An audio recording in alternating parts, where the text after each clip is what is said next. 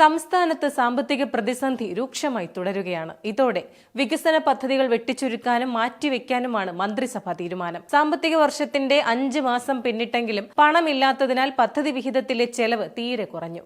December വരെ കടമെടുക്കാൻ കേന്ദ്രം അനുവദിച്ച പരിധി കഴിഞ്ഞതിനാലും ക്ഷേമ പദ്ധതികളും 100 ദിന കർമ്മ പരിപാടികളും മുടങ്ങാതിരിക്കാനുമുള്ള ശ്രമത്തിലാണ് സർക്കാർ.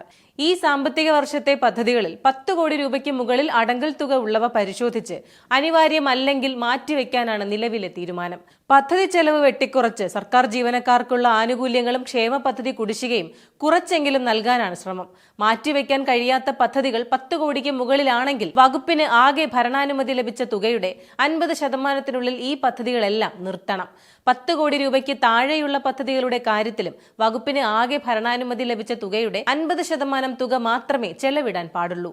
ഓണം കഴിഞ്ഞാൽ എരിതീയിൽ നിന്നും വറചട്ടിയിലേക്ക് നീങ്ങുന്ന അവസ്ഥയാകും. ശമ്പളം, പെൻഷൻ, മറ്റ് ആനുകൂല്യങ്ങൾ എന്നിവ കണ്ടെത്തുക സർക്കാരിന് വെല്ലുവിളിയാകും. കടമെടുക്കാൻ ഈ വർഷം ഇനി കഴിയില്ല എന്നതാണ് പ്രശ്നം രൂക്ഷമാക്കുന്നത്.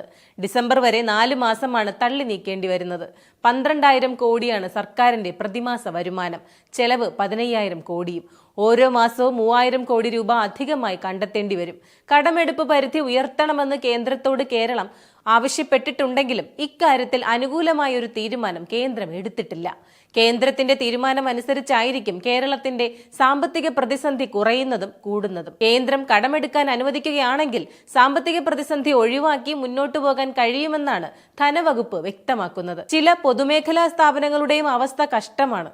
സാമ്പത്തിക പ്രതിസന്ധി കാരണം 2 വർഷത്തിനിടെ 2000-ഓളം ദിവസവേതനക്കാരായ തൊഴിലാളികൾക്ക് സപ്ലൈകോയിൽ ജോലി നഷ്ടമായി. തൊഴിൽ മേഖലയിലെ സാമ്പത്തിക പ്രതിസന്ധി KSRTC ജീവനക്കാരുടെയും ജീവിതം താളം തെറ്റിക്കുന്ന സ്ഥിതിയാണ്. പണം വിനിയോഗിക്കുന്നതിലും പദ്ധതികളിൽ അത് കൃത്യമായി വിനിയോഗിക്കുന്നതിലും അനാവശ്യ ധൂർത്തുകൾ ഒഴിവാക്കുന്നതിനും സർക്കാർ കൂടുതൽ ജാഗ്രത പുലർത്തേണ്ടതുണ്ട്.